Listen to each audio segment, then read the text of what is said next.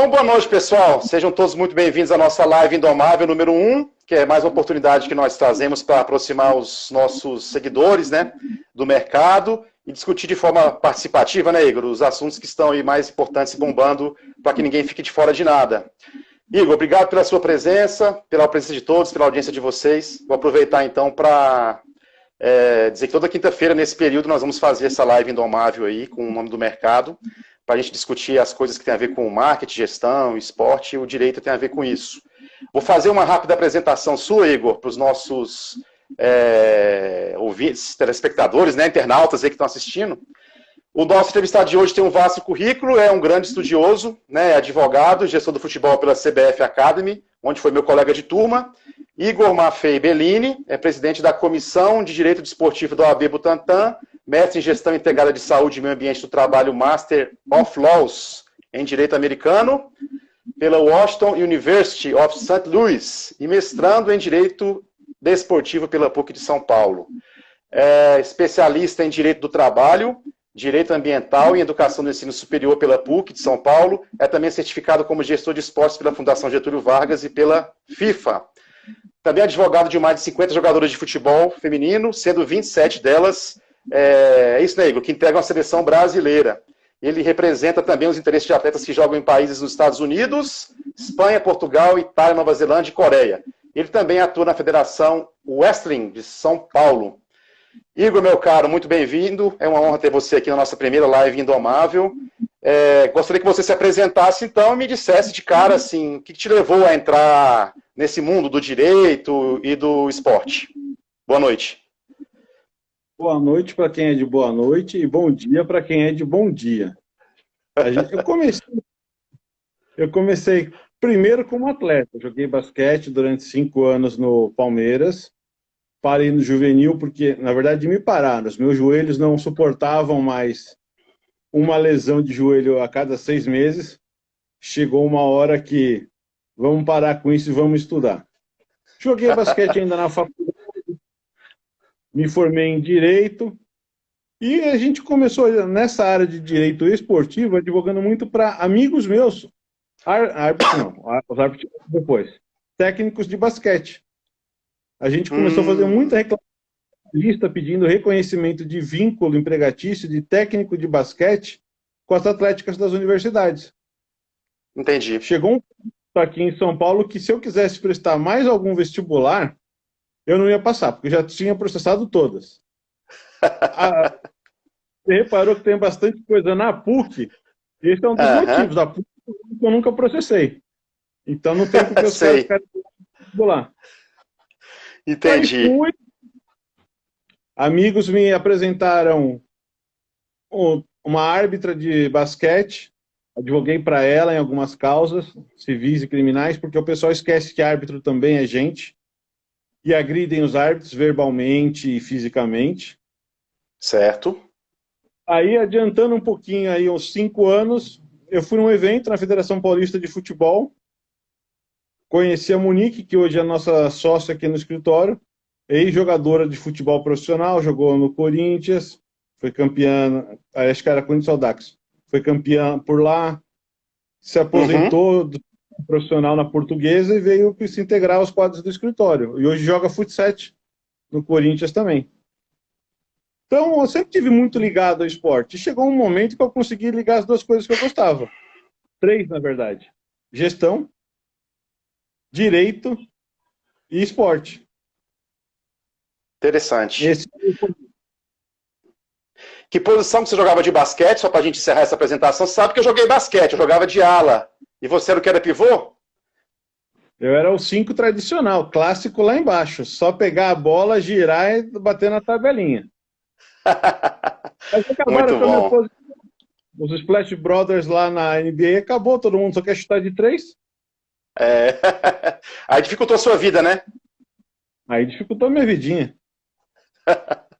Tá certo, meu caro. Meu amigo, então, feita essa introdução, a pauta dessa nossa conversa que a gente construiu hoje é basicamente, né, o que essa crise da pandemia aí do Covid-19 já alterou no mundo do esporte, né, e também, principalmente, que é uma área que você domina bastante também, que é o direito desportivo. O que você pelo que você tem visto, que áreas do seu trabalho que você já percebeu que foram mais afetadas aí, na sua opinião? O que é o tema central de tudo isso, principalmente para o direito desportivo, né? Eu vou eleger os dois maiores, tá? Certo. Que é a parte trabalhista, que é o contrato das atletas. Porque os contratos, como os contratos são por prazo determinado, tem atleta que tem contrato até dezembro, mas tem atleta cliente nossa que o vínculo acaba em junho. Então, a gente está tendo que negociar, renegociar salário e extensão de contratos. Isso na parte do direito do trabalho. Na parte do direito esportivo propriamente dito, é como a gente está com as competições paradas. Como é que a gente vai conseguir resolver isso? A Federação de Wrestling do Estado de São Paulo, a Phelps, que daqui a pouco a Fernanda vai aparecer para entrar aí, ou a Glaucia, tinha torneios prontos para serem disputados que teve que ser suspenso. E a gente não sabe quando vai conseguir voltar a realizar o torneio. Isso me traz um outro problema. A preparação dos atletas que vão disputar o torneio e os nossos contratos com patrocinadores. Porque eu não consigo falar para a pessoa... Agora estou estendendo um pouquinho, tá? Não está só na Phelps, não. Fique à vontade. O patrocinador, o que eu vou conseguir entregar para ele? Se eu vou entregar um jogo, um torneio, falando de futebol, falando da luta, só vou entregar o torneio em maio, em junho, em julho. Esse é o nosso maior problema. O que eu vou conseguir fazer? Porque geralmente o correto, né, é um patrocínio ser celebrado por meio de um contrato, né? Que, vamos dizer, celebra ali as obrigações de direitos entre duas partes, né, o patrocinado e o patrocinador, e o patrocinado lá, ele tem o dever de entregar algumas contrapartidas, né, como exposição da imagem dele, da marca do patrocinador e tudo mais, e com o principal ganho disso é o esporte, né, com as competições esportivas sendo proibidas, o cara tem, evidentemente, uma justificativa toda para dizer, o patrocinador, de que não teve a exposição devida de imagem que ele esperava, que aquele contrato não foi cumprido, né.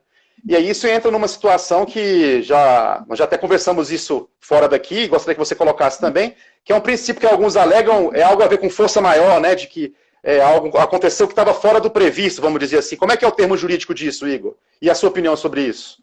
Para explicar para o pessoal aqui. Eles alegam que é um caso de força maior. Só que eu vou divergir disso e já vou explicando.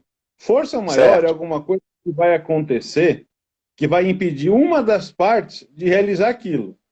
Pode ser, como o pessoal diz nos Estados Unidos, um ato de Deus, que é um ato da natureza, ou um ato legislativo que mude as normas no Brasil. Por que eu entendo que eu não posso alegar uma força maior aqui, nesse caso nosso, da pandemia? Porque ela embarcou todo mundo no mesmo barco, estamos todos juntos. Não há uma coisa que me impeça e te impeça. Está tudo parado. O que as pessoas poderiam fazer... Deixa eu arrumar o vídeo. Isso, melhorou. Melhorou. É que quebrou o meu suporte, eu estou tendo que segurar. Aí vem vindo para a mão. Ô, rapaz. Quando você passa dos 40, o bracinho curta, você vai para ver, mesmo de óculos. Eu sei como é. Se eu não estou fazendo 40, eu já estou sentindo isso, cara. Então, vai trazendo, o bracinho vem curtando. É verdade. Mas voltando ao que eu estava falando, não dá para falar que é um caso fortuito ou força maior. Porque está todo mundo junto. O que a gente está recomendando fazer é, vamos postergar, não vamos romper o contrato. Por quê? Não haveria razão. Assim, eu falar assim, olha, você não vai me entregar o evento, vamos pegar no dia 23 de abril, que seria hoje. O que a gente tem que fazer? Olha, eu não vou te entregar, Invictus, hoje o evento, mas eu vou te entregar ele daqui a 60 dias. Eu vou te passar quando eu vou entregar. O que eu não posso fazer é, olha, eu estou cancelando o evento e vou continuar com o seu dinheiro. Isso eu não posso fazer. Eu vou pegar um caso... Não vamos citar o caso do time. Mas se um patrocinador falar assim, olha, eu vou parar de te pagar sem receber o meu dinheiro, o clube pode falar assim, eu vou parar de mostrar a sua imagem agora. Por que a gente pode falar agora, não precisa esperar a competição? No site dos clubes, estou falando de futebol, mas vale para todos, porque o raciocínio é o mesmo. tem a exposição da marca do patrocinador na homepage, no Instagram, no Twitter. Se eu não estou recebendo o seu dinheiro, eu também tenho o direito de parar de colocar a sua marca à vista. Perfeito. Agora me diz uma coisa, essa questão que você falou, que você citou, que não é um caso de força maior, seria, fazer uma análise grosseira, é o caso de um time que reclama que o campo está ruim, sendo que o campo está ruim para os dois jogadores, para os dois adversários, para os dois times. Vamos dizer assim, para ele e para o adversário. Seria mais ou menos isso. Eu não posso reclamar porque o adversário também está na mesma condição. Seria mais ou menos isso, né? Perfeita a tua analogia. Essa comparação é perfeita. Está ruim para os dois. Não está ruim só para um. Olha, o nosso amigo Rafael Plastina acabou de entrar, um grande personagem aí do marketing esportivo, do nosso mercado. Obrigado pela presença, Rafael, e todos os nossos companheiros que estão aqui assistindo a nossa live nesse momento. Igor, voltando a esse tema, uma opção que pode ser pensada é o aspecto de uma entrega diferente daquela celebrada em contrato. Por exemplo, eu não vou ter o jogo da equipe... Passar um pouco até do futebol, de basquete, do NBB, entre o Bauru e um outro time sequer, qualquer, Brasília, de basquete. Mas eu posso compensar isso com uma exposição numa mídia digital, dando uma outra entrega que garanta aquela exposição de imagem para aquele patrocinador. Você entende que isso também pode ser uma forma compensatória para isso? E já entrando num segundo aspecto, nesse momento em que tudo está mudando, inclusive o direito, né? Certamente vão ter novas visões, tudo isso vai mudar. Essa resolução da questão da Covid aí passa um pouco pela questão de bom senso e também de equilíbrio, onde cada uma das partes tem que ceder um pouco para que toda a cadeia do esporte ganhe ou acabe perdendo menos? A questão do bom senso, como é que você vê isso? Eu vou começar pelo bom senso. Bom senso é coisa que eu tenho defendido nas minhas entrevistas que eu tenho dado nos últimos dias. Tem que ter bom senso e transparência para todas as partes. Especialmente no esporte. Porque hoje a gente está vendo os contratos que foram celebrados antes. Eu não tenho nenhum contrato aqui no escritório que esteja sendo celebrado nesse momento com essa nossa realidade. Nenhum cliente meu está celebrando, infelizmente. Mas bom senso sempre, transparência sempre. E aquilo que você falou, o direito vai ter que se reinventar. Aquilo que eu aprendi há 20 anos atrás, mesmo quem se formou ano passado, vai ter que rever certos conceitos. Eu não lembro, e olha que eu gosto de estudar história, de nenhum caso no mundo que o mundo parou, como nós paramos. O mundo inteiro parou. Não é que parou um país ou parou um continente. Não, o mundo parou. Se a gente só para completar o que você... Fala. Pode terminar.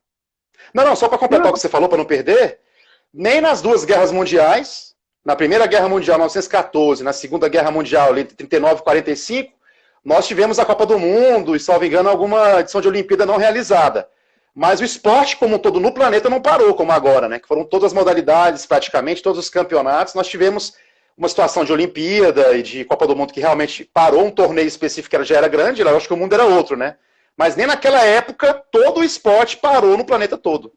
Bem isso que você falou. Era isso que eu ia dar o exemplo. Nem nas duas grandes guerras o mundo parou. E eu prefiro usar o termo, a tradução do inglês de grande guerra, não de guerra mundial, por causa disso. O mundo não parou. O palco das guerras foi a Europa. Foram as colônias na África e na Ásia. Mas na América a gente não teve guerra. No nosso território. Na Segunda Guerra teve Pearl Harbor, território americano, mas estava na Ásia. E o Havaí continua na Ásia. Um lugar lindo para se conhecer, recomendo a todos. Perfeito. Mas o mundo nunca passou por isso. O esporte parou em todo o mundo. Eu acredito que se ficou algum campeonato, foi lá daquele país da Bielorrússia, que eu não lembro se mais algum não parou. Acho que só lá não parou. Eu vou pedir desculpa para o pessoal que está assistindo a gente, que tem um caminhão de lixo passando aqui, porque São Paulo não parou. Isso continua sendo coletado. São Paulo não para, né, meu amigo? São Paulo não para nem na pandemia. É o caminhão de lixo que está aqui atrás. Então, voltando, nós vamos ter que reaprender. Ninguém no mundo, eu vou botar aí em 4.000 anos de direito, vou voltar 2.000 anos antes de Cristo, porque a Roma já existia, e até os nossos dias, conseguiu prever que o mundo iria parar.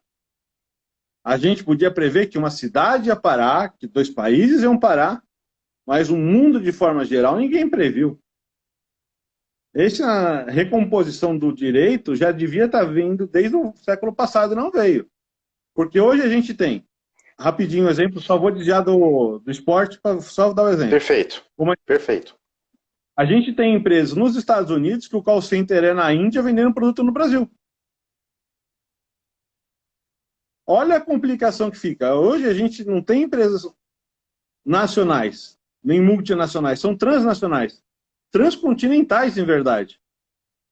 Porque hoje, com a tecnologia de inteligência artificial, o call center fala qualquer língua do mundo e você instala em qualquer língua do mundo. Eu acho que os nossos amigos que estão assistindo... Pode falar. Não, na verdade você quer dizer que o direito, assim como o esporte, para quem tinha alguma dúvida, globalizou, né? Talvez uma das questões que o direito tem que mudar é um direito global a partir de agora, né? É o que eu ia chegar. O direito tem que ser visto como global, como o esporte é. O que o esporte tem de global é a sua organização. Vamos pegar a FIBA, que a gente falou agora de basquete? Eu tenho a Federação Paulista de Basquete, tem a Federação de Brasília de Basquete, que acho que é Brasiliense de Basquete, não sei o nome. Temos a CBB, temos a FIBA Américas e a FIBA Mundial. A estrutura do esporte, do direito esportivo, é uma estrutura piramidal e mundial. Hoje, eu não lembro se foi hoje ou ontem que a FIBA passou uma diretiva que vale para o mundo inteiro sobre os contratos em tempos de coronavírus. Estabelecendo um limite mínimo de salário. Daquele salário para baixo você não pode alterar. De acho que 2.700 ou 2.800 dólares para cima, você pode transacionar uma redução. Para baixo não pode. Trazendo isso para a nossa realidade, eu sei que eu estou fugindo do assunto, eu só vou fechar para a gente voltar para o nosso assunto primário. O atleta que se sentir, estou falando de basquete porque eu estava lendo, prejudicado pelas negociações no Brasil, poderá se socorrer do sistema desportivo. Poderá pleitear junto à FIBA o salário dele integral. Aqui a gente entraria numa discussão de direito do trabalho desportivo internacional, que não é o nosso foco. Se a gente for falar disso, a gente vai ficar aqui até amanhã. Então vamos voltar para o nosso rumo. Mas enfim, isso que você falou era um pouco uma pauta que eu ia ver aqui, que era justamente no caso do futebol, que eu ia pedir a sua explicação, né? O que é possível hoje? O Igor, para quem ainda não sabe, ele escreve no Estadão, escreve em vários jornais, não é que escreve, né? É ouvido como fonte também, em várias matérias. Hoje tem uma fala do Igor no Estadão, no estado de São Paulo, colunista também de alguns blogs, colabora com vários blogs. Em breve vai ser um colaborador também da Escola Invictus, né, Igor? Nós estamos fechando isso, mais uma grande aquisição para a Invictus. Estamos fechados, exatamente. E era essa a questão que eu queria... Hã? Não é que estamos fechando, já estamos fechados. Já estamos fechados. Bom demais, isso mesmo. A pergunta que eu queria te fazer é como que fica essa questão do contrato de trabalho de atletas nessa crise? Renovação, opção de fazer uma pausa no contrato, não pagamento por parte de uma entidade esportiva, se os clubes podem rescindir contratos e quais as condições que eles podem rescindir, se não pagar os salários dos atletas, mesmo não tendo competição, eles são passíveis de rescisão direta, por exemplo? Vamos fracionar suas perguntas? Sim. Porque você fez uma pergunta que tem várias subperguntas no meio. Perfeito. Vamos lembrar, vamos começar do começo. O esporte no Brasil não é Campeonato Brasileiro de Futebol Série A1, Série A2, masculina e Estado de São Paulo. Quando a gente pensa em esporte, a gente vai englobar todas as modalidades esportivas e todas as outras divisões de futebol. Por que eu estou fazendo essa divisão? A maioria dos atletas do Brasil de futebol não ganha mais que 5 salários mínimos. E tem contratos a cada 6 meses. Então, é cara que faz um contrato para jogar o primeiro semestre Se for bem, renova. Se for muito bem, transfere para um clube que vai pagar maior salário. E se o clube achar que o cara não foi bom, dispensa. Eu acho que é importante a gente começar esse monte de resposta tendo isso em mente para os nossos ouvintes, telespectadores, sei lá como a gente vai chamar. Internautas, Seja lá seguidores. seguidores. Por que eu estou fazendo essa diferença? Porque se não pagar o salário, o contrato vai ser rescindido do atleta, tá? Para rescindir, ele precisa estar em mora 3 meses. E, graças a Deus, a gente não está com nenhum clube com mora de 3 meses. Não por causa do corona. Pode estar por outros motivos, não por causa do corona. A gente está indo agora para 1 mês e meio disso parado. Perfeito.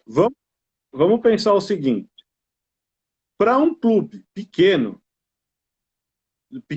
no poderio econômico, porque todo clube tem a sua tradição na sua cidade, na sua região. Vamos deixar isso claro. Com menos poderio econômico, às vezes para esse clube, a melhor coisa que pode acontecer é o atleta pedir para ir embora. A gente tem uma atleta num clube que o clube já liberou. Quem quiser procurar outro clube, esteja liberado. A gente não vai falar nem o clube, nem a atleta, mas essa foi a diretriz dos caras antes de liberarem todo mundo para voltar para casa. Então, isso é uma realidade. O clube quer que você rescinda o contrato e vá embora. Se eu for tratar da realidade de futebol de Série A1, nenhum clube quer isso. Por quê? O esporte é o único lugar do mundo, esporte profissional, futebol masculino, Série A1, Série A2, onde eu não quero que um contrato seja cumprido. Todos os nossos espectadores, internautas, vamos lá mudar a nomenclatura, nós vamos ficar brincando com isso a noite inteira. Eu nunca vou lembrar o nome disso. Quando fazem um contrato, vamos falar de contrato de patrocínio. Eles querem que o contrato seja cumprido, sim.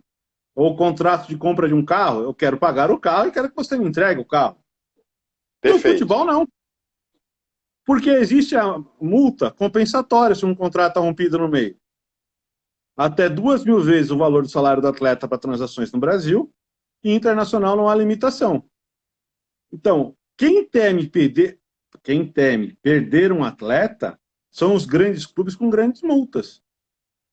Como é que ficaria o clube XYZ se eu, Igor, tenho um contrato com o clube com uma multa de 200 milhões e eu vou virar para o clube e vou falar assim, olha, simpático, eu estou indo embora porque você não me pagou, ele perde um patrimônio de 200 milhões de reais. Outra coisa que a gente tem que pensar é, para o jogador que ganha um salário mínimo, ele não vai aceitar uma redução, e nem pode, de salário, porque ninguém no Brasil pode ganhar menos de um salário mínimo. Perfeito. Estamos falando de trabalho com carteira assinada. Realidade do futebol masculino.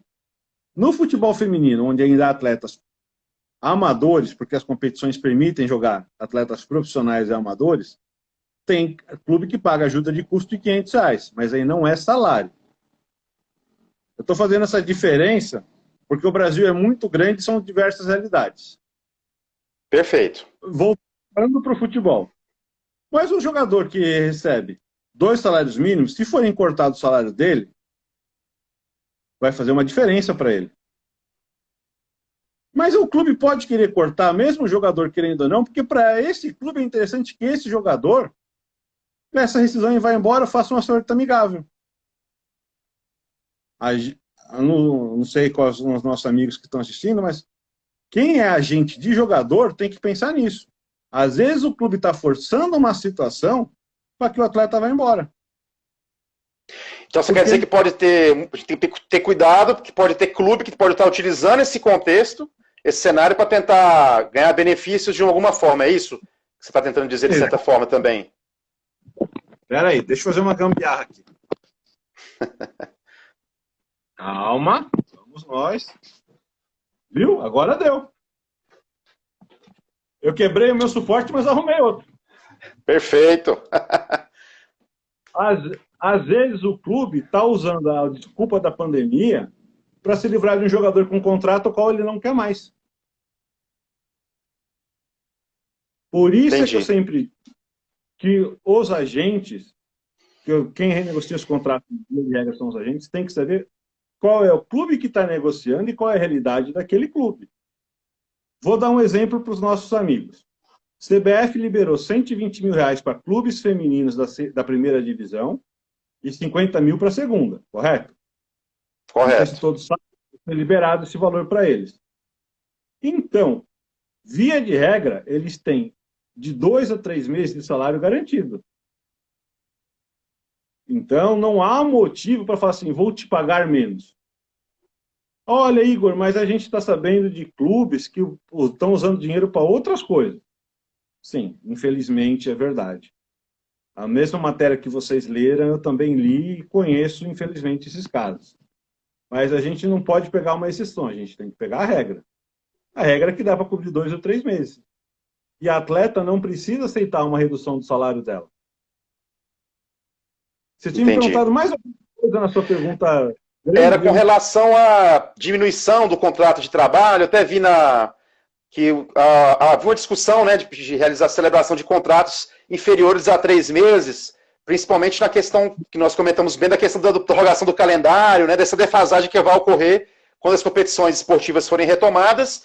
Eu vi hoje uma discussão sobre isso e há um entendimento de muita gente do direito que entende que não é possível, até pela Lei Pelé, a gente celebrar contratos inferiores a 3 meses. Essa é uma questão até onde a gente pode ajustar contrato, diminuir, aumentar, para pensar em como os clubes vão fazer para quando esse calendário do futebol brasileiro for retomado, né? Do futebol e de outras modalidades também. No caso do futebol, é o caso em questão da Lei Pelé, né, que atinge aí, salvo engano, o futebol. Mas focando nesse aspecto do futebol mesmo, era o segundo aspecto. O que pode ser feito com o contrato? Se eu posso celebrar um contrato menor, prorrogar, diminuir? Então, vamos lá. Vamos dar uma lição para os nossos colegas gestores de clubes que estão na ativa, porque eu e você não estamos na ativa de clubes. Mas se algum clube quiser contratar, a gente assume agora. Mas estamos aí. Estamos no mercado, estamos disponíveis. O que os clubes têm que entender? O contrato acabou? Acabou. Eu não posso fazer um contrato com menos de 3 meses. A Lei Pelé não me permite. O que eu posso... Qual é a solução que eu posso dar para esses clubes? Eu vou chamar o Igor para contratar. Eu sei que eu não vou usar ele os 3 meses, eu vou usar ele 1 mês. Eu vou fazer o contrato do Igor por 3 meses, que é o mínimo que a lei exige. Porém, vamos fazer um porém bem grande, que é para os nossos amigos prestarem bem atenção. Eu não vou colocar multa, para que ele possa ser rescindido sem maiores problemas. Eu vou pegar o valor do salário que eu vou pagar para o Igor e vou dividir ele nos 3 meses de contrato, para que quando eu rescindo no final, eu acerte com o Igor aquele valor. Juridicamente isso é possível, porque eu posso cobrar a multa que eu quiser. Não é porque a lei fala que é até 2.200 vezes. Outra coisa que os clubes têm que fazer é lembrar de contratar o seguro para esse pessoal. Seguro que a Lei Pelé fala que existe, do artigo 45 da Lei Pelé. Se eu não me engano, é 45. Por quê? Lembra que eu falei que tinha problema de joelhos? Sim. Você já imaginou se um atleta rompe o ligamento cruzado jogando? Num contrato que é para durar 1 mês, na verdade, não os 3, eu vou passar 9 meses fora. Como é que eu, clube, vou fazer? É mais barato a gente ter um seguro para acionar, porque eu não posso, de forma nenhuma, largar esse meu atleta com problemas físicos e mentais. Ah, peraí. Deixa eu dar um oi para uma amiga que entrou aqui. Glau, beijo, te amo. Amo a Fernandinha também. Já falei do wrestling. Vocês chegaram agora, mas a gente já falou e vamos voltar a falar de vocês. Vamos, se eu não falar da presidente e da secretária da Federação Paulista de Wrestling, elas me matam. Não posso. Obrigado pela presença, viu, pessoal? Já me chamaram 2 vezes. Opa, na hora a gente para, né? É verdade. Tô te enrolando um pouco só para ver se tem uma amiga minha aqui que é uma atleta. Aham. Ela entrou aqui. Eu só preciso falar disso. ela teve a carreira encerrada por uma lesão. Maltratada porque o clube não a tratou direito. É uma ação até que a gente vai aqui no escritório. Você já imaginou se isso acontece num contrato de 3 meses? Os clubes não podem ficar descobertos nunca. Então, a regra é contrato de 3 meses, sempre. Mínimo de 3 meses. Como é que o clube pequeno vai fazer isso manter? Ele não vai colocar multa, vai disputar a competição e vai fazer a rescisão desse contrato de forma amigável. Ele já vai fazer a engenharia para que o que eu fosse me pagar num mês, ele dilui ao longo dos 3 meses de contrato e me paga quando acertar a rescisão. Entendi. Perfeito. Rapidamente aqui, Igor, o Felipe falou mais cedo que um outro país que está tendo competição é a Nicarágua, além daquele outro país que você citou. A Nicarágua também parece que está tendo uma competição lá. Bom, se o mundo tem 200 e poucos países, porque não existe um critério que eu conheço para definir o que é um país, não me olha assim, não. Tem cara que se declara presidente de um país que é só ele. É. Geralmente não são países muito com a tradição muito democrática, né? Que estão adotando essa postura aí. O Vaticano é um país, é pequenininho dentro da cidade de Roma. É. Mônaco é um país. É um morro de um lado, um morro do outro, é um país. Mas considerando que a gente tem 200 e poucos países no mundo, 1% está tendo esporte. E principalmente a relevância desses países, né? Sem nenhum preconceito com relação ao mundo do esporte, não é tão grande, né? A Nicarágua e esse outro país que você citou mais cedo aí. O Davidson falou agora há pouco se os patrocinadores podem suspender os repasses nesse período de crise onde os serviços não estão sendo prestados. Você já acabou mais cedo de responder um pouco isso, né, Igor? Sobre essa questão, né? Nós respondemos juntos, porque eu só completei esse raciocínio. Os clubes têm que gerar mídia para aquela empresa patrocinadora. A gente, eu não vou lembrar agora, mas eu vi que há clubes fazendo jogos fantasmas, com venda de ingressos. Não sei se você chegou a ver também. Não. Se o clube... Mas é para arrecadar. Eu vi que um clube da Alemanha fez e vi que clube aqui no nosso Nordeste fez, é que eu não lembro. E eu não vou tentar falar o nome, porque se eu errar, e o diretor de marketing dele me vem daqui, ele vai ficar bravo comigo. Eu não quero ninguém bravo comigo aqui. Se eu estou fazendo um jogo virtual para arrecadar dinheiro, eu estou jogando. Eu posso estipular o quê? O contrato de patrocínio. Eu teria que ter um jogo por semana, um jogo por mês. Correto? São 90 minutos. Sim. 95. Vai, vamos botar com os pontos? Eu estou criando uma solução para o clube cobrar o patrocinador, tá? O clube vai gerar conteúdo 95 minutos ou 100 minutos no domingo ou na quarta-feira à noite. Eu acho que é essa a questão. Até ontem eu estava assistindo uma live da Faculdade de Televisão, o Rafael, que está aqui conosco, estava presente, foi um dos palestrantes. Eu acho que a principal questão com o mundo digital que está aí é o patrocinado, tirar o patrocinador do isolamento. O mundo digital que a gente tem hoje permite que você dê retorno de exposição de imagem, de marca. Nós temos o caso do nosso amigo Arthur e da All Sports, né, que está fazendo uma excelente iniciativa de um campeonato virtual, né, de futebol do Nordeste. Quer dizer, solução há, né? Basta os diretores de marketing aí, das entidades, e os próprios diretores, dirigentes, buscarem um pouco, né, usarem um pouco a imaginação e buscarem uma forma alternativa de dar retorno para os seus patrocinadores, né? Existem inúmeras formas nos meios digitais e outras formas, eles são geradores de conteúdo, né? Esses clubes, essas entidades, eles são geradores de conteúdo também, não só pelo fato de não estarem jogando, os valores do esporte, a paixão pelo esporte com os fãs da modalidade, eles continuam. E hoje nós temos as redes sociais, é claro que não se compara a uma exposição de mídia aberta, mas assim, eles podem tentar também demonstrar para o patrocinador dele, olha, realmente nós tivemos essa situação, que foi uma situação inesperada, que não estava prevista, mas nós tentamos, né, dar retorno para você e cumprir o contrato dessa outra forma. Demonstrar uma boa vontade, né, para com o patrocinador. O que você acha disso? Você tocou o ponto-chave. Boa vontade e exposição. Eu preciso expor a marca do meu patrocinador. Não necessariamente com o meu time em campo. Perfeito. Eu tenho que estar com a resposta. Ninguém aqui vai falar que a maior exposição não venha de um jogo. Seria hipocrisia da nossa parte. Mas eu posso criar métodos alternativos.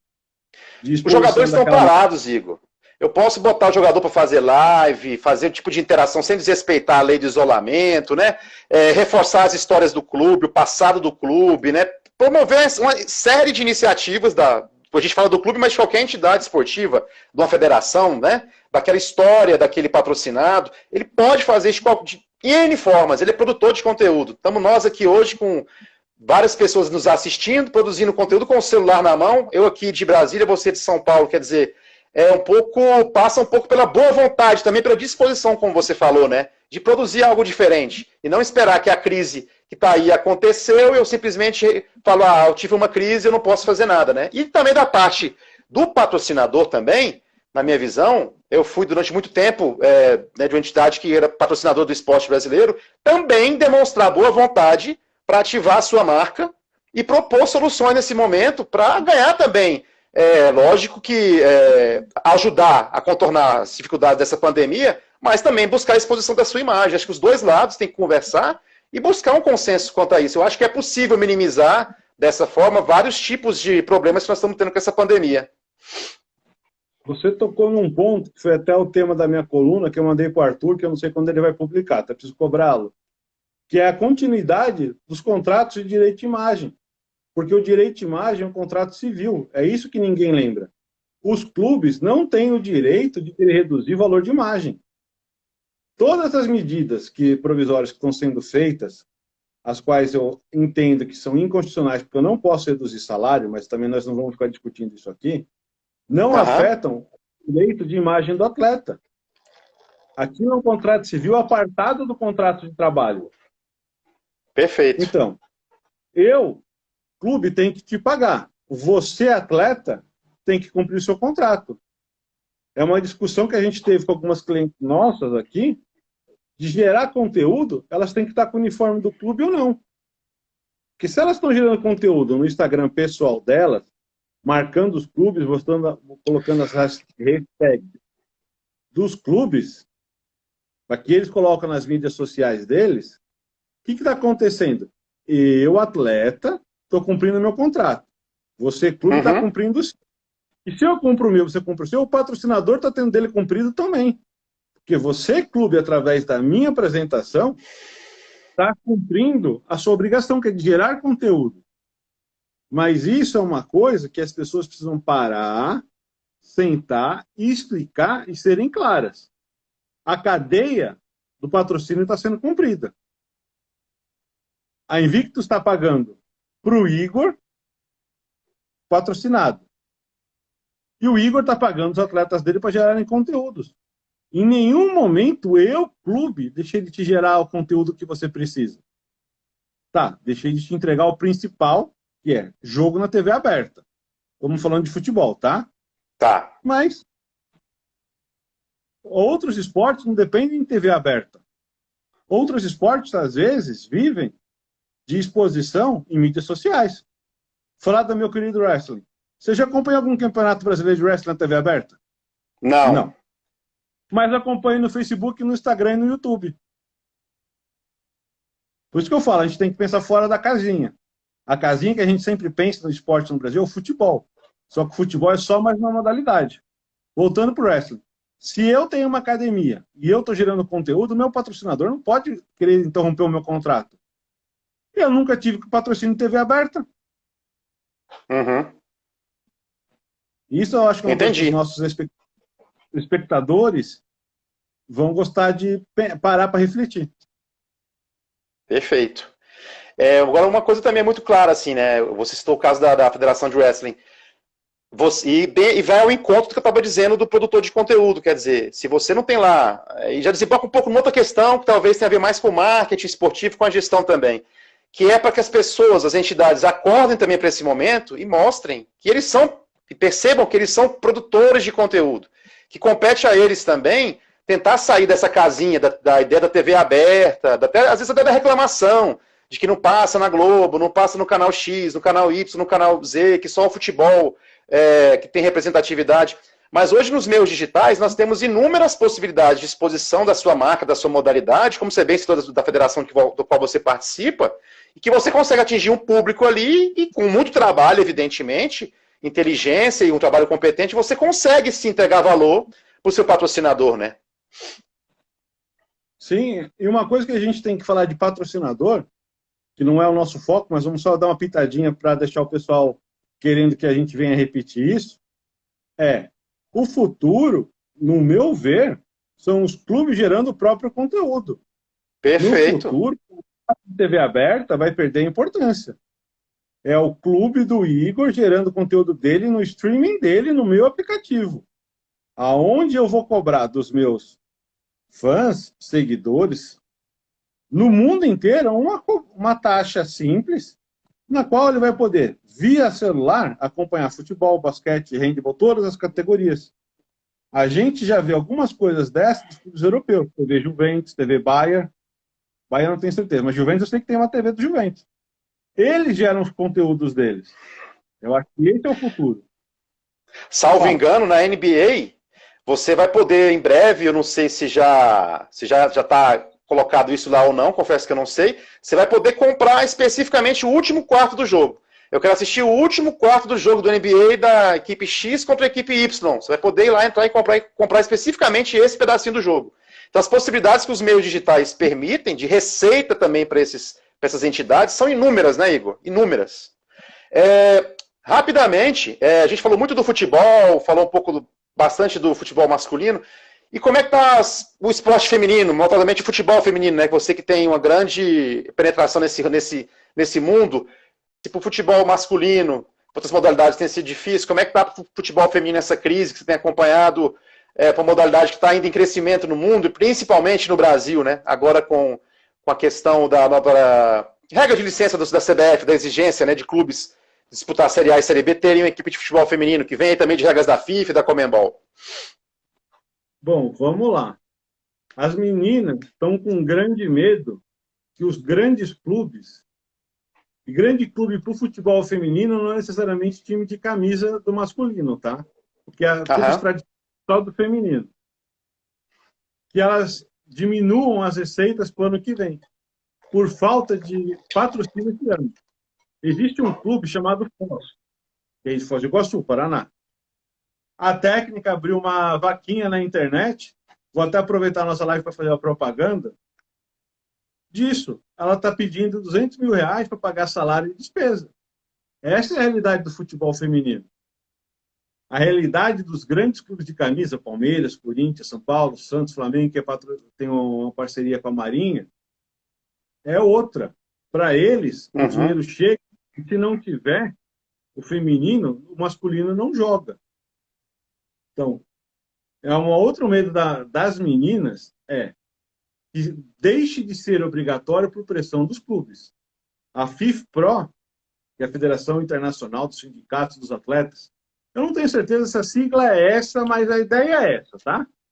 Já lançou um documento na semana passada falando disso, do medo do futebol feminino deixar de ser o que é. Porque se a FIFA tirar a proibição, acredito que mais de 80% dos clubes deixam de ter o feminino na mesma hora. Por quê? Sim. Os clubes ainda veem o feminino como despesa.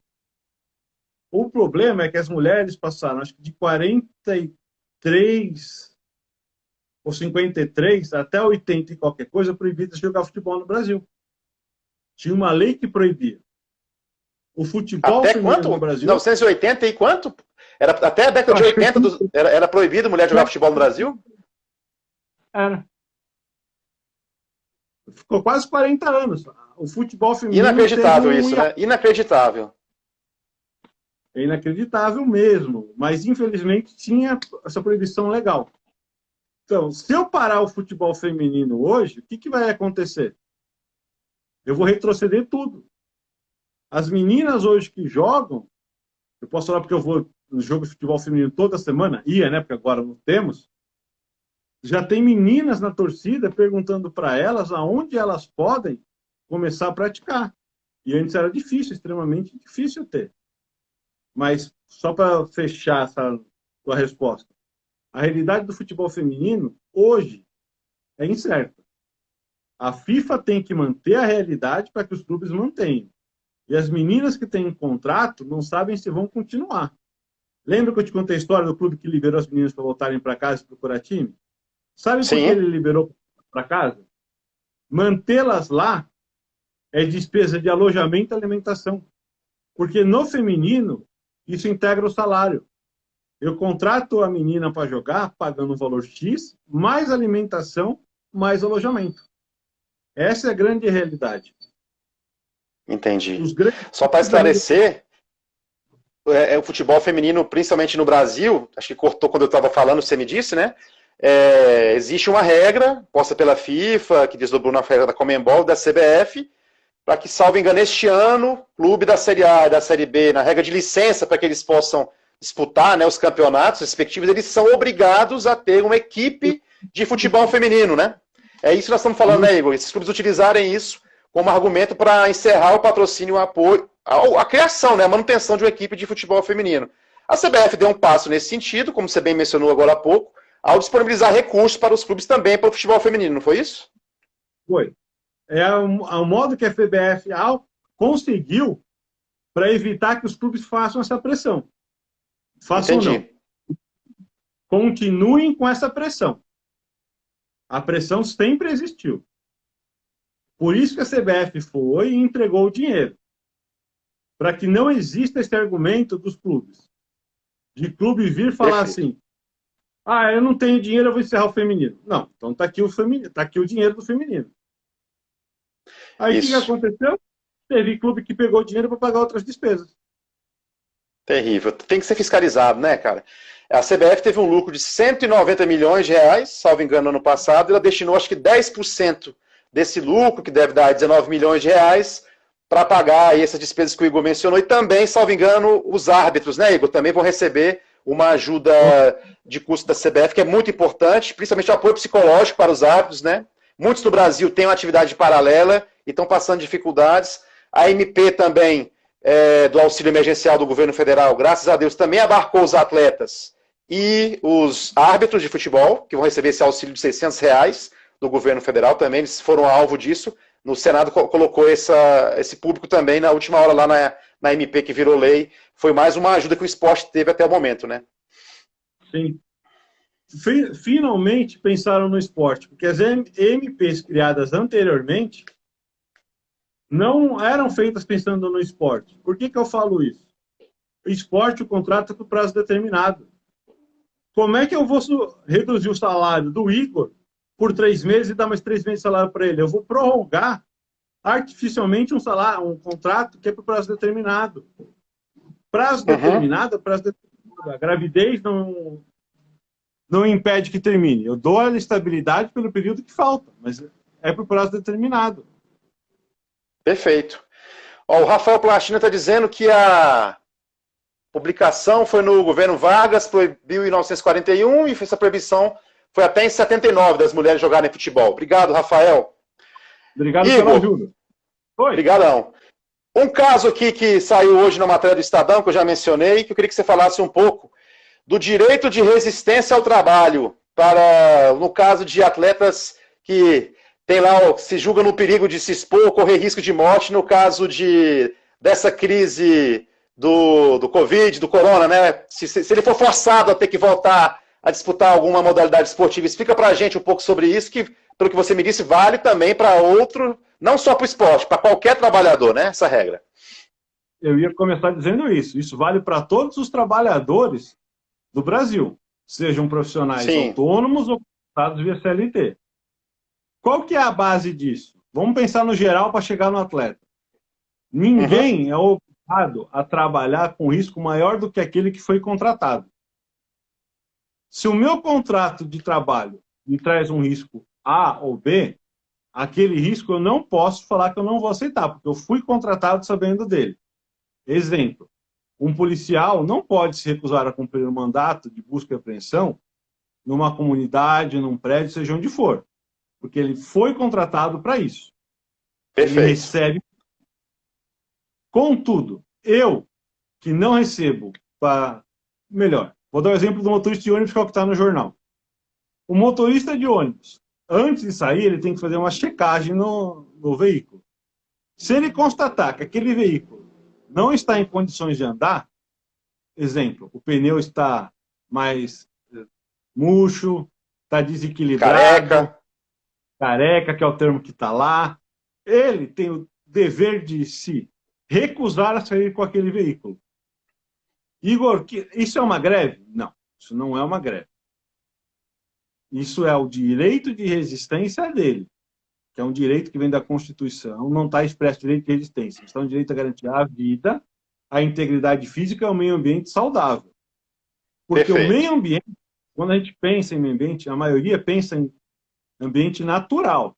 Flores, mata, animais, pássaros, e não é isso. Existe o meio ambiente do trabalho também. E o que isso me traz? O meu ambiente de trabalho, no meu caso, o meu escritório, onde eu estou agora recebendo vocês, obrigado por virem me visitar, não pode me causar danos, ele não pode me prejudicar, ele não pode me deixar sem saúde ou agravar a minha saúde. Então, o que eu faço? Eu falo assim, não vou trabalhar. Existe um termo que não fui eu que cunhei, que é do professor Raimundo Simão de Mello ou Raimundo Simão Filho? Bom, vamos ficar com o Raimundo Simão, que não vamos brigar com ele. Ele criou o termo greve ambiental. O que é isso? É uma paralisação onde eu não paro pedindo mais salário ou recomposição de perdas salariais. Vai me dar soluço. Eu paro pedindo condições de trabalho dignas e que não vá afetar a minha saúde ou pôr a minha vida em risco. Vamos falar do futebol. Por que a gente fala disso? Olha, Igor, mas são 22 atletas num campo tão grande, não tem contato físico. Os nossos telespectadores podem estar pensando. Porém, o que a gente tem que levar em consideração? Vamos pegar um clube grande aqui de São Paulo, seja qual for, o pessoal imagina o clube que quiser. O que a gente tem que imaginar? Eu não tenho só 22 atletas. Eu tenho técnico, 2 ou 3 auxiliares técnicos, rouparia, que pode ter 3, 4 roupeiros, dependendo do clube. Eu tenho o enfermeiro, eu tenho o massagista, eu tenho... Qual que é o outro cara? Tem toda a pessoa da análise de desempenho, o back-office... Gandula. Ainda não, vou chegar nele. Mas tem o Gandula. O back-office por trás de um time que está em campo chega a ter 30, 40 pessoas, dependendo do time. Então, eu tenho mais 30, 40 pessoas que vão ter que ir ao local de treinamento. Eu tenho pessoal da portaria, eu tenho pessoal que cuida da grama, eu tenho pessoal da limpeza do vestiário, eu tenho pessoal da alimentação. Para fazer um treino, tenho certeza que vai de 150 a 200 pessoas envolvidas no treino. Fácil. Fácil. Então, os nossos amigos que estão vendo têm que tirar da cabeça que é o professor com uma prancheta, um auxiliar e 22 pessoas lá. É muito mais do que isso. Então, vamos arredondar essa conta para 200 pessoas? A imprensa vai cobrir o jogo. A imprensa, o profissional da assessoria de imprensa do clube vai postar em redes. Né? Também entra essa administrativa do clube, né? Então, colocando mais elementos aí do mundo do esporte. Você nem citou, né? Por exemplo. Por isso, vamos fechar em 200. São 200 pessoas se locomovendo até lá, alguns de ônibus, alguns de carro, contato com pessoas diferentes. Aí você pode falar assim, olha, Igor, mas a pessoa se contaminou no contato com a botoneira do elevador da casa dela. Mas por que? Eu vou falar, por que ela se contaminou? Porque ela saiu de casa. Eu não estou defendendo o isolamento total, não é isso que eu estou falando. Estou falando que o clube só pode me obrigar quando ele me der condições. Posso dar um exemplo? Sim. Que é Vamos pegar os clubes de São Paulo, que tem 100 treinamentos com alojamento. Se eu quero botar meu time para treinar, eu vou relacionar os atletas que vão voltar a treinar e vou botar todo mundo no centro de treinamento alojado lá dentro. Por quê? Aí eu tenho um ambiente controlado. Ah, Igor, você quer isolar os caras? Não. Já existe a concentração, está até na legislação. Eu só vou antecipar a concentração. Entendi. Eu não estou querendo inventar a roda. Ô, Igor. Oi.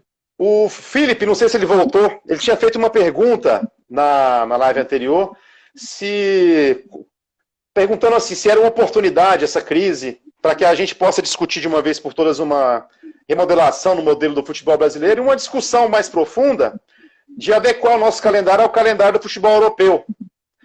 Como é que você vê isso como gestor do futebol, do esporte?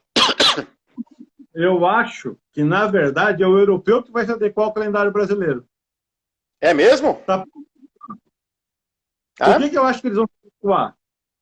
Eu até falei isso na rádio aqui em São Paulo umas 2 semanas atrás. A Copa do Catar vai ser em dezembro. Uhum. Correto? Correto. É uma Copa do Mundo, você para o campeonato, acho que 60 dias antes você tem que entregar os jogadores para a seleção. Se não for 60 dias, é algo próximo a isso. Então, em 2022, os campeonatos europeus têm que estar parando para setembro. Então, eles poderiam aproveitar que já deu toda essa confusão e adequar o calendário deles ao nosso, pelo menos até a Copa.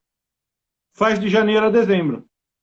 Para que em 2022, por causa da Copa, o campeonato comece em janeiro e termine antes da Copa. Porque aí vai todo mundo para a Copa com os campeonatos nacionais. Porque se a Copa é o expoente máximo do futebol, nada mais justo que os times estejam completos lá e com os torneios já encerrados. Você já imagina a seguinte situação? Eu paro o Campeonato Brasileiro para jogar. Por isso que eu acho que até a Copa do Catar, quem tem que se adequar a alguma coisa é o europeu. Quem diria, hein? Interessante. Interessante essa sua análise. Depois a gente vê como faz, mas até a Copa do Catar eu entendo que eles têm que se espelhar na gente. Perfeito, cara. Eu queria fazer uma pergunta para você, já caminhando assim para o nosso... Tem mais 2, mas para o nosso encerramento. O que a gente, na sua visão de forma geral, até agora, o que a gente aprendeu com essa crise, na sua cabeça, assim, na sua visão, o que vai mudar no mundo da esporte, da gestão e do direito desportivo? Nós falamos um pouco disso aqui, que se globalizou, mas há algo mais que você destaca do ponto de vista de comportamento, de habilidade e... Enfim, o que essa crise está mostrando para o mundo do esporte e para o direito desportivo, notadamente? O que vai mudar a partir de agora, na sua visão? Eu acho que o que vai mudar em primeiro ponto, os contratos de patrocínio. A gente vai falar que eu tenho que gerar conteúdo e não qual conteúdo. Sim. Eu, clube, tem um patrocinador. Hoje já existe isso, tá? Eu sou patrocinador da sua empresa, mas eu não apareço no backdrop, não é isso que chama? Você que sabe desse Paranauê todo. Sim, e na camisa, backdrop. eu sou patrocinador. Quem abre o teu site vai entrar numa parte lá que vai ver meu logo.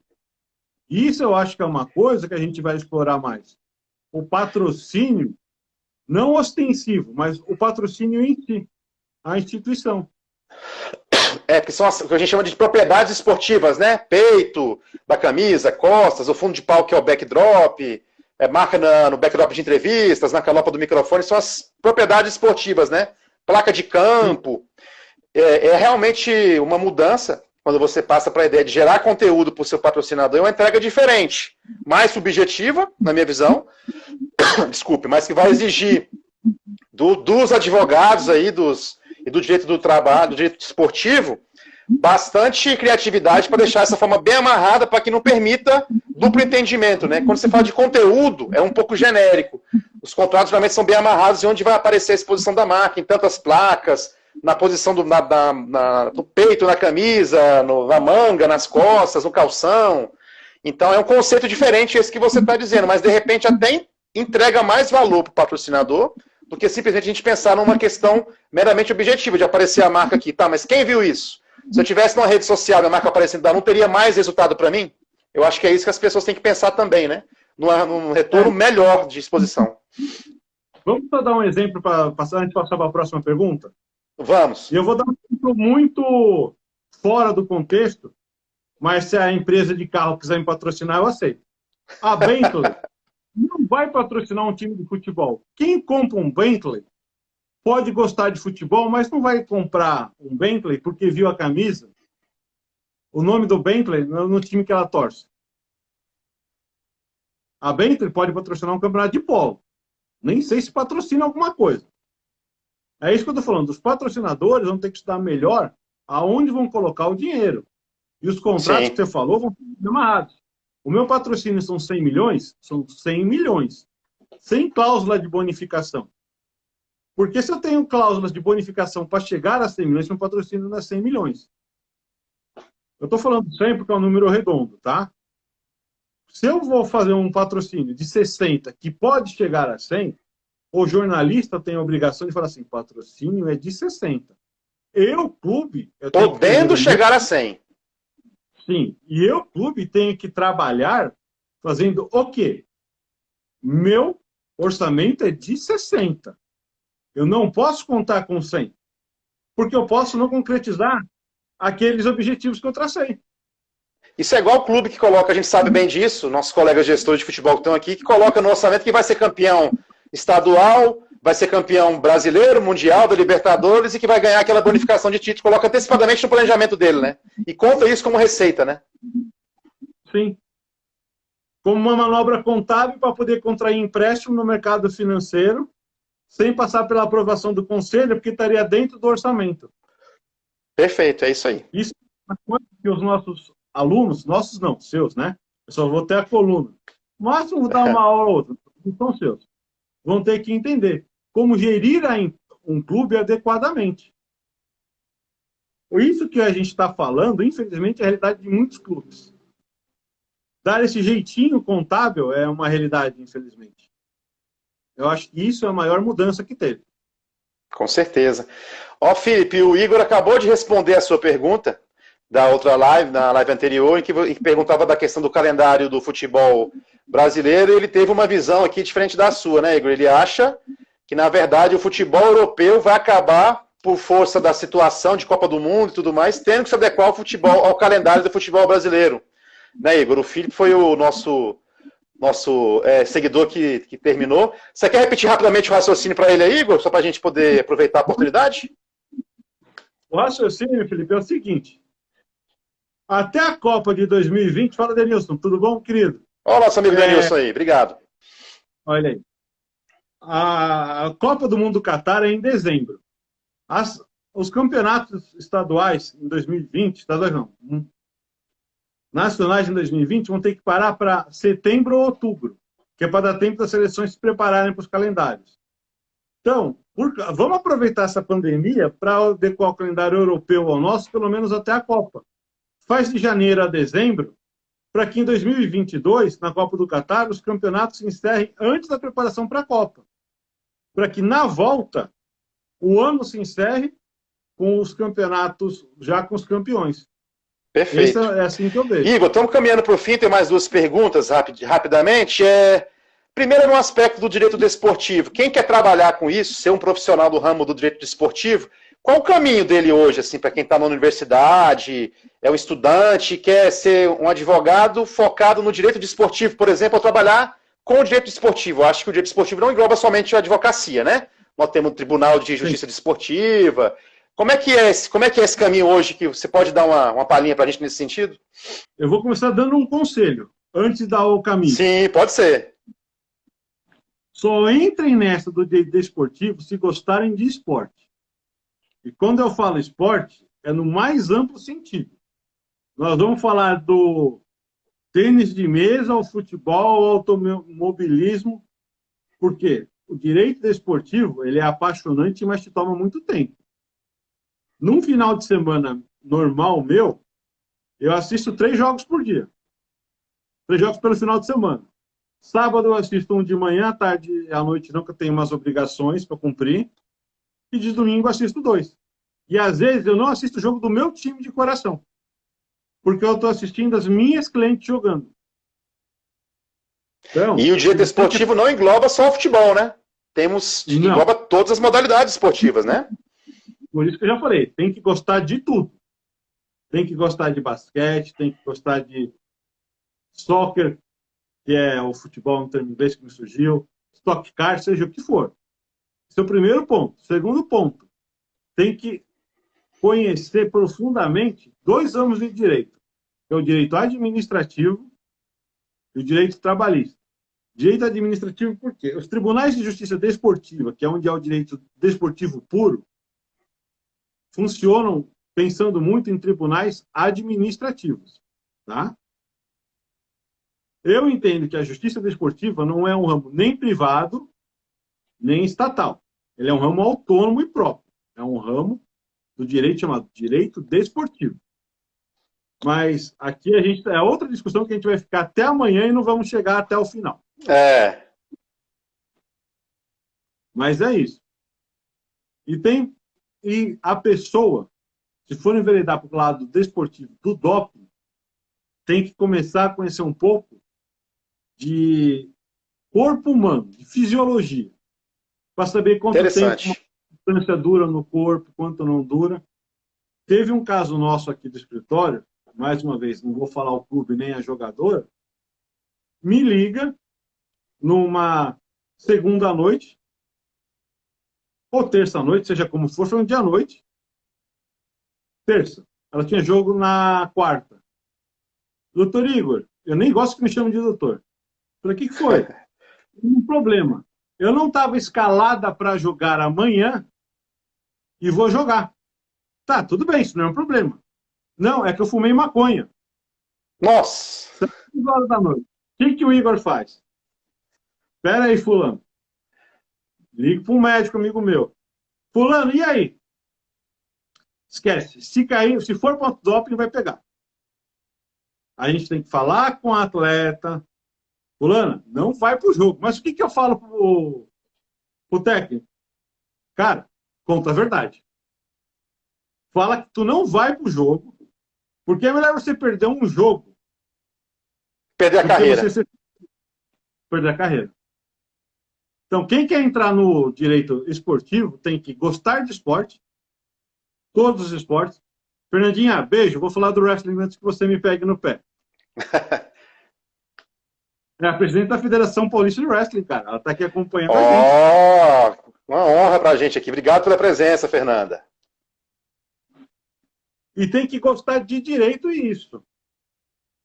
Tem que saber que vai ter que se dar. Dona Edna, que é minha mãe, aquela que a gente deu tchauzinho para ela, sabe que de final de semana, quando tem campeonato, ela não me vê. Às vezes ela faz... Igor, você vem almoçar esse domingo? Domingo, almoço, família, aquela coisa toda dos italianos, acho que, mas acho que é coisa do Brasil, de modo geral. Não vem almoçar. Por que você não veio almoçar? A Monique é minha sócia, entrou também. Eu não vou almoçar porque estou assistindo um jogo do feminino de manhã e à tarde eu estou assistindo um outro jogo do feminino. Teve um jogo, vou dar um exemplo. Eu cheguei do Rio de Janeiro, ano passado, de um curso da FGV, vim do Rio para São Paulo, vim assistir Corinthians e Santos, semifinal do feminino, acho que era brasileiro. Monique, já que você está ao vivo, lembra aquele Corinthians e Santos que a gente foi assistir? Me fala se era brasileiro. E à tarde eu fui assistir Palmeiras e Audax no feminino. Eu saí da fazendinha, a Monique ficou com as minhas coisas no carro, porque eu vim com a mala do Rio, e fui ver o Palmeiras jogar em Osasco. E aquilo que você falou, você gosta disso, né? Você gosta disso, não é isso? Eu gosto disso. O jogo do Santos. Legal. A Estela está se despedindo da gente. Obrigado, Estelinha. Obrigado mesmo. Beijo. Igor, fala um pouco então lá do wrestling. Como é que é o seu trabalho lá? Explicar um pouco que modalidade que é essa. E fala pra gente um pouco, até para prestigiar os nossos internautas, seguidores que estão aqui, que nos honram muito com a sua presença. Bom, wrestling é o atual nome da luta olímpica. Foi feita uma mudança de nome pela Federação Internacional de Luta Olímpica. O mundo inteiro se adequou. Agora no Brasil a gente tem a Confederação Brasileira de Wrestling, que é a CBW. Em São Paulo é uma sopa de letrinhas, a Fernanda vai me matar, mas eu acho que pronuncia Felpa. Fê, desculpa, mas sabe que a minha memória não é boa. Que é um dos esportes mais antigos que tem, e é um dos esportes mais fáceis que tem para a pessoa começar. Porque você começa ele com um calção e uma camiseta. Muitas das pessoas que vêm para a luta olímpica vêm de outras lutas, como o judô. A maior despesa é o tapete, um tapete que é caro. Ó, Phelps, o Fernandinho me ajudando. É FEWSP. Felsp. Aí você começa com uma camiseta e um tênis, sem tênis, até descalço que começa. O caro é o tapete. Graças a uma parceria da Phelps com a CBW, a gente tem tapetes no estado de São Paulo que foram entregues para as academias fazerem trabalhos para desenvolver. Opa, cuidado, põe óculos. Quase. Fazer trabalho para desenvolver no estado. E agora a gente começou um trabalho de conscientização das academias. Todas que receberam os tapetes vão ter que prestar conta do que estão fazendo. Porque, como eu te falei, esse tapete ele é muito importante para a luta e ele é caro. Então, se cedem para o Igor e eu estou subutilizando ele, eu vou ter que devolver o tapete para que a federação repasse a uma outra academia que está fazendo um trabalho com mais gente. Porque, infelizmente, sabe aquela história do cobertor curto? É isso. A gente não consegue deixar um tapete para quem não está utilizando ou subutiliza. E esses tapetes não podem ser usados para fins comerciais. Tipo, eu e Igor tem uma academia, eu posso cobrar para dar uma academia, mas eu não posso alugar para você. Entendi. Eu não fazer um evento com ele. Aquele tapete não tem que me gerar lucro, tem que servir para fins... Putz, fugiu a palavra, cara. Não lucrativos. Apesar de ter um nome bonito para isso, mas agora o Teco travou. É para atividade fim da modalidade, né? Não para ganhar um fim econômico com isso, né? Exatamente. É para difundir a modalidade. Entendi. Nossa, muito legal. Vale uma live no futuro com o pessoal da federação. Se quiserem, a gente está aberto aqui para explicar um pouco melhor desse esporte, dessa modalidade. Gostei muito. Estamos à disposição aqui. De repente, a gente pode fazer uma live no futuro. Nós aqui da Invictus temos a intenção de divulgar todas as modalidades, não só o futebol, né, que é a maior modalidade do Brasil, mas não temos que ficar só refém disso. Inclusive, falamos de várias modalidades aqui. E eu acho que essa é interessante para a gente poder fazer e divulgar bem a modalidade, como a Fernanda acabou de dizer aqui. Igor, meu amigo, foi muito bom falar com você. Eu queria agradecer aqui os nossos seguidores, amigos e quem assistiu a nossa live aqui. Foi muito importante para nós aqui da Invictus. É um prazer ter você na nossa live número 1. Vou tentar fazer toda quinta-feira nesse horário, às 21 horas, essa live. Na próxima semana já está garantida também essa live. Nós vamos falar sobre marketing esportivo. Queria agradecer a sua presença mais uma vez. Pedir para as pessoas que estão online aí que sigam o nosso canal, nosso perfil no Instagram. Temos um perfil também no Facebook, no YouTube, no LinkedIn. E temos também o nosso site, que é escolainvictus.com.br. Agradecer mais uma vez então a sua presença, colocar à disposição e contar com você para outras oportunidades, viu? Cara, já me coloco à sua disposição para outras oportunidades. Me coloco, eu me colocar à disposição para escrever, mas não. A coluna já está já está garantida. Já está garantida. Nosso livro está garantido. Semana a gente já tem matéria para publicar. Quero dizer, antes que eu esqueça, que é um prazer estar aqui. Vamos crescer o marketing esportivo, vamos crescer o direito esportivo. Tenho certeza que a Escola Invictus será uma grande fomentadora de discussão sadia e esportiva. É uma porta que se abre no Brasil para quem quer trabalhar com isso. E isso é muito importante, porque a gente sabe que tem cursos diversos, mas qualificados como esse, que é o projeto que a gente comprou, por isso que a gente está associado a ele, poucos têm. A gente espera que traga muita repercussão boa, que no futuro a gente tenha esses alunos, internautas, como nossos companheiros de profissão. E a gente vai saber que fez um trabalho quando eles forem melhores que a gente. Perfeitamente, exatamente. E eu quero só dizer uma boa noite para quem é de boa noite, um bom dia para quem é de bom dia, e agradecer a todos. E ao Pai Maior... Ótimo, obrigado, Igor, pela presença hoje, dia 23 de abril, dia de São Jorge. e que é um dia muito especial para todos nós. Agradecer de novo a sua presença de todo mundo, contar com você de novo. Desejar uma excelente noite, obrigado a todos que nos seguiram aqui. Convidar de novo para continuar seguindo aí os nossos canais da Escola Invictus. Obrigado, pessoal. Boa noite. Obrigado, Igor.